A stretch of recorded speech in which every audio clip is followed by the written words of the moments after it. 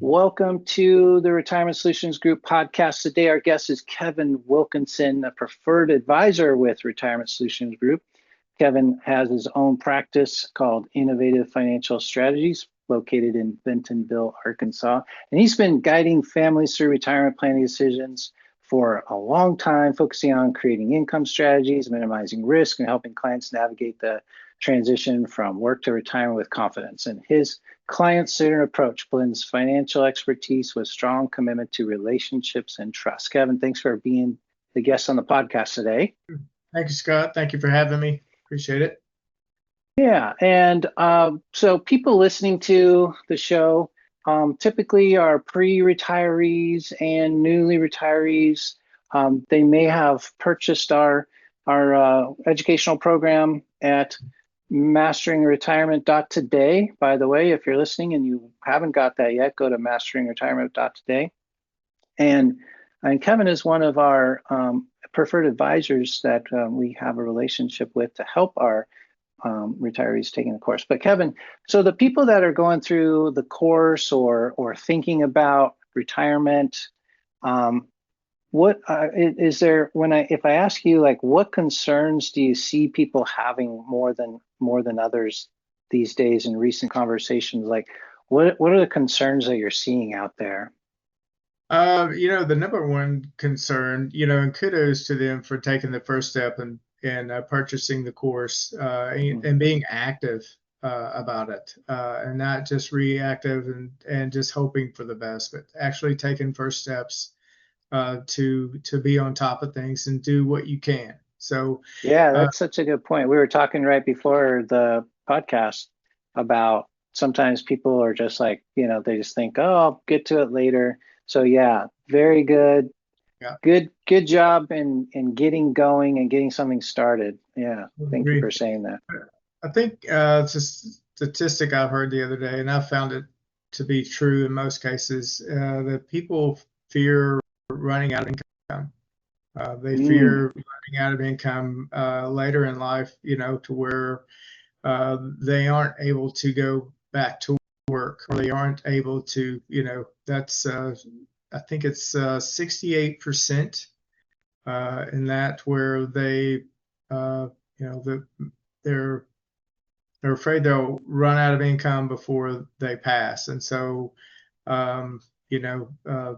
they feared that more than death, I think. So it was a pretty high statistic. I don't remember the exact numbers, but that's that's a concern, definitely a concern for most Americans. So.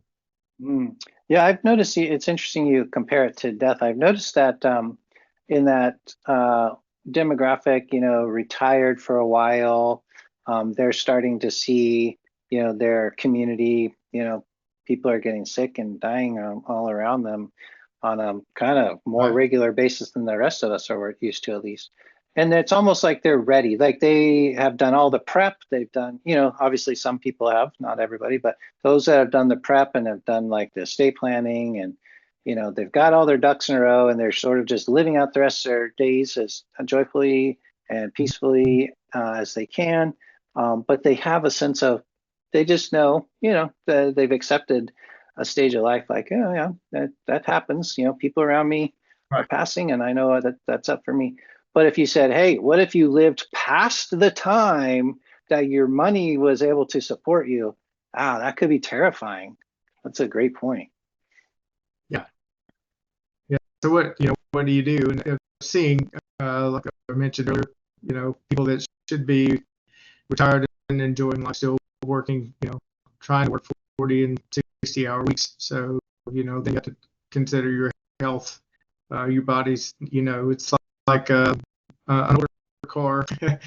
You don't have a new model anymore. You have the one with several thousand miles on it, and you're just trying to keep it going. So you have to, be careful of that as well. That was advice I gave to a guy that, he's telling me he's 60 and he's working 2 jobs. I'm like, okay, but just understand, he's doing what he can while he's able, but at the same time, your health is important. And, not only to be productive, but also the cost associated with trying to overwork yourself. We're not built to to do all that continually. We're not 25.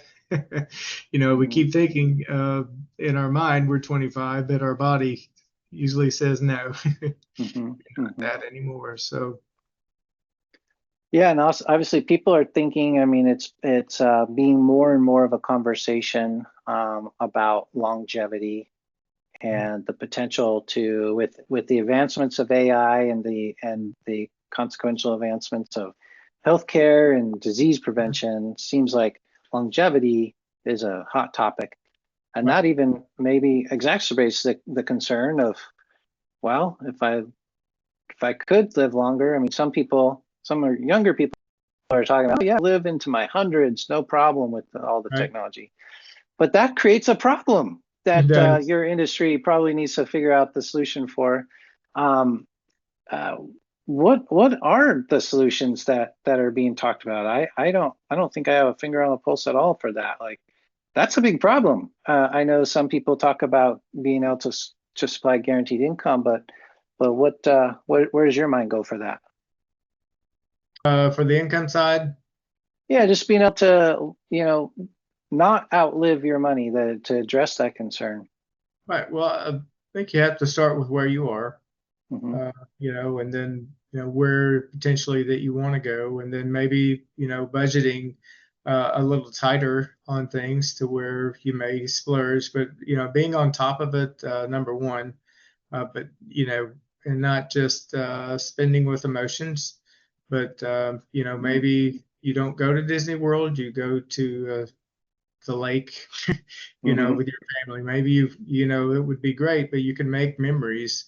And that doesn't always have to cost, but you look at your cost, you look at, I think a huge part of that is, my son's a fitness trainer, and he does a lot with the whole health, not just focusing on, trying to get bigger muscles or whatever, but just the whole thing, how they start their day. And I think taking, your health expenses, that's a big part of it. So if you, begin to eat healthier and that, it's, it sounds different, but it's the same. You're tied into your finances with that as well. So.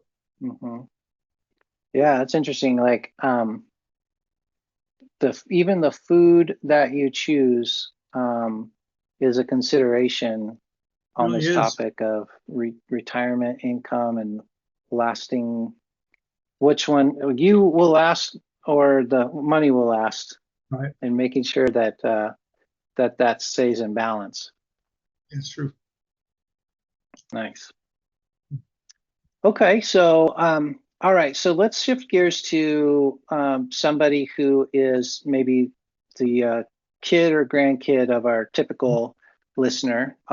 Just happened to catch the podcast and is in their 20s or 30s, and what should they be thinking? Because they really do have, as opposed to somebody maybe in their 60s or 70s, they really do have the potential to live much longer than we have, maybe even 10, 20 years ago thought possible. Mm-hmm. What would you suggest for them to get on the right side of that? I would say that they need to project. So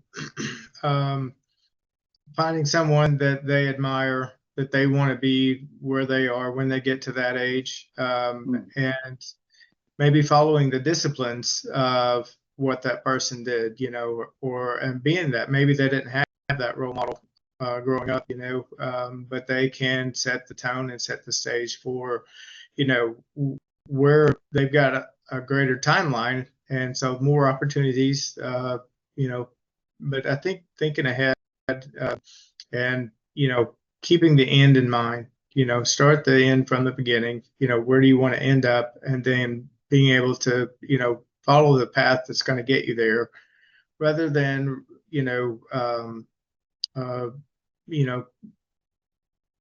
a lot of youth sometimes gets blamed for being irresponsible, but that's you want to be the responsible person and live your life in a standard where